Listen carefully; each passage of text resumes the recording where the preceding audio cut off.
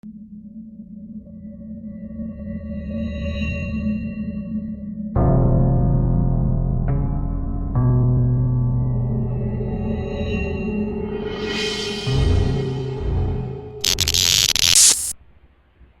back once again to the Imaginary Gallery. It's TJ, your host, and this is a follow-up to the previous video, which was called Morality and the Narcissist.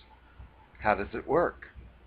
And somebody that was brilliant in the comments said, Morality and the Narcissist? Isn't that an oxymoron? And I thought, yeah, it is.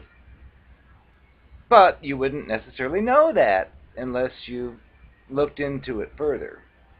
And that's what the purpose of this video is just to look into the things a little bit further as far as what this exactly looks like. Because I know I'd mentioned how they have no limits, but you may still be confused if you found yourself involved with such a toxic monster and your brain's all shattered in pieces.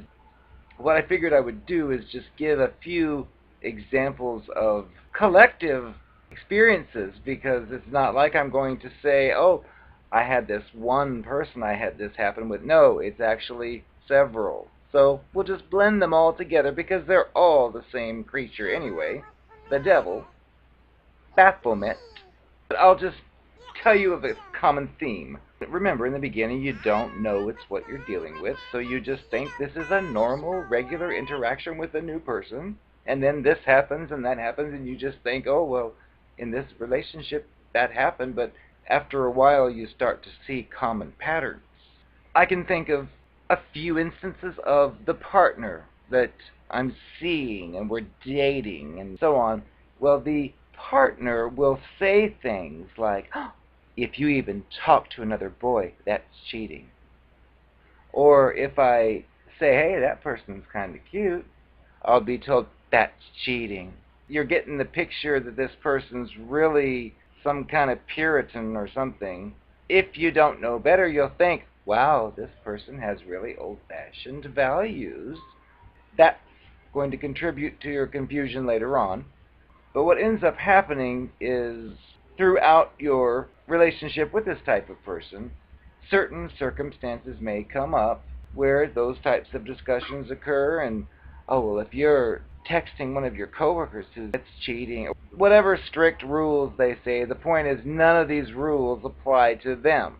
They're applied to you and to you only. When I say they have no limits and they'll do anything and everything, I had a few such people who would say those types of things, and they would say how they felt as far as, well, that's cheating. The examples I'll give will illustrate further just exactly how it is these people are not real people. You may not know what that means. Let's jump right in. I had people like that who said those things about even talking to someone else is cheating and all that, and the relationship ran its course, went through all the stages. At the end, when it was all over, what's happened on a few occasions would be the narcissist monster who's discarded me or you, and all of a sudden is dating someone who's already got a partner. And the monster knows this and gets the thrill out of telling other people who question, oh, we're just friends, when really they're making lust in private on a regular basis. If you are the target of such a person and you see them move on to that, which I have done on several occasions, it just feels disgusting, because you think back to all those conversations you used to have where even looking at another person is cheating, pretty much, and yet here is that same person consciously, intentionally dating a taken person and loving it. They're thrill seekers. They love to get away with the forbidden because they're children disguised as adults. But that's a common occurrence, and it's really tough on the ex-target, because it comes down to this: real person. What's a real person? A real person is someone who has a fairly stable, consistent set of values. Doesn't mean they're always exactly the same, but it means they have a basic, general group of values that make them who they are. And yet, when you deal with one of these creatures, they make it seem as if they can go from A on the spectrum to Z on the spectrum just like that, and it's supposed to be accepted as real life. And if you're a real person in reality, you know that that is just not realistic. Yet these creatures seem to think it is, well, because they're not real people. Real people do develop over the years. They develop different viewpoints. They might change them when they're younger to the older years. They do not jump from, like in this case, from you must be with me and not talk to anyone else because it's cheating.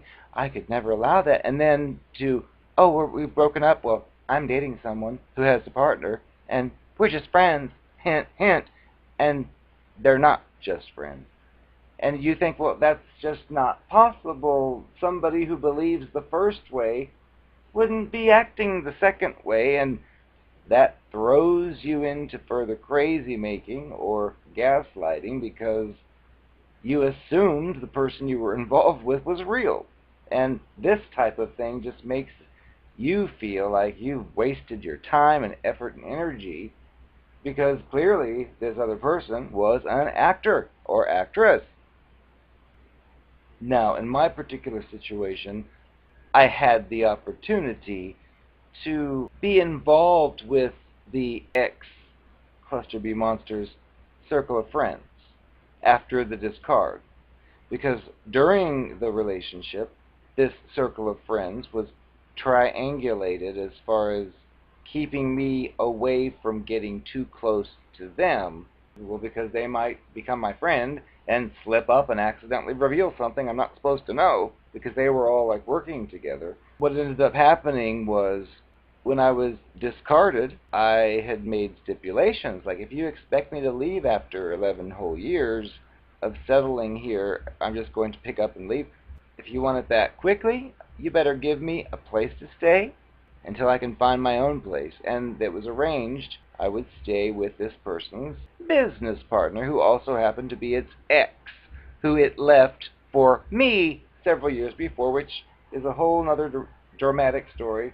When I was there at the ex's place, I was all around this monster's primary group of peers, and I heard interesting stories that further demonstrate how this type of creature has no limits. One of the co-workers happened to be a lady. They worked together for years, and as far as I was concerned, this creature and the lady were good friends. Well, I learned during this time away, outside of the monstrous relationship, there was an incident when all of these co-workers were together on some kind of trip, and the co-worker, she tended to gravitate towards effeminate type boys, but she liked boys, and she dated these boys, and they considered her to be their girlfriend. The narcissistic monster couldn't help but notice each one of these boys seemed to be a little effeminate, evidently because these types of people do not have any limits. During this particular trip, the boyfriend was there, and this narcissist monster got it in its mind, well, I'm going to seduce that boy. I'm going to get him. I won't go into the details here, but it turns out that he ran after the girl's boyfriend and did whatever seduction techniques it knows, and whatever it did, they ended up together in the hotel room playing around, and it shows you they have a good friend who's dating someone, and that doesn't matter. They're still going to try to get that person in a bedroom. That's the type of stuff they do, which is clearly not anybody who's fit for any kind of traditional one-on-one relationship. But they're not real people. Try to be, but you can't help but see that there's something wrong here. Plus, if you even try to say that, like, wait a minute, you just went from chasing after your best friend's boyfriend to going to the strip club and making love to 6 strippers, and now you want to get married to one person? That doesn't make any sense. And you'll get retarded type, oh yes, I just decided I want to be this way now. And you're like, oh, come on. Because all they have to do is snap their fingers, and the next day, they'll be back at the strip club. So be aware of these monsters. If you hear retarded logic, don't try to iron it out with the person giving you that retarded logic, because it will not work. Think about what you've heard. If they're a monster or appear to be a monster, keep your distance, disappear, whatever you need. But it's not advisable to go through the list of the inconsistencies with these monsters, because whatever you say, it'll be struck down with, oh, that's not the way it was. When dealing with these monsters, you have to realize you're on your own. You can't rely on them for any kind of support, because they have an agenda, and if you suggest anything outside that agenda or contrary to that agenda, you'll be the enemy. Sometimes it's good to be the enemy if you're dealing with these monsters. I heard that you've been spying on me. That ain't cool. I would recommend against it in the future. Otherwise, there will be consequences. Who cares if I stole your private documents? Who cares if I attempted to commit identity theft? You deserved it because you left your papers out. You were stupid enough to leave your birth certificate where I could get it, so you deserve to have identity theft. So don't go blaming me. Don't go sending the police out after me. You're to blame. You shouldn't have left that stuff out. Look, let me tell you something about what you call morality. I ain't got none. So when I hear you tell me your stories of how this person did this and did that and it betrayed you, I'm thinking, well, sounds like that other person got the better end of the deal. But I couldn't ever tell you this. I just kept it to myself because clearly you and I are very different. Well, I did try my hand at pretending to share those same kind of values, and as you recall, many times you caught me in that contradiction, as you called it.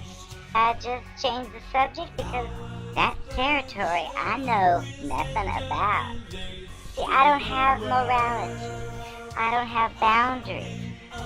The fact is, if you and I start to date and I ask you to marry me, and I think your sister or your brother's hot, well, I don't see any reason why I shouldn't be able to be with them too. You only live once. But of course that goes against your strict moral values, so I tried to copy your values, but clearly I didn't do so well, at least as far as you think, because there I was telling you how honest I was, and you caught me in about 50 lies. Well, we can't all be perfect like you. They tried to make me go to rehab. I said, no, no, no. Everything bad when I go, no, no, no. I never did mind about the little things. Say it!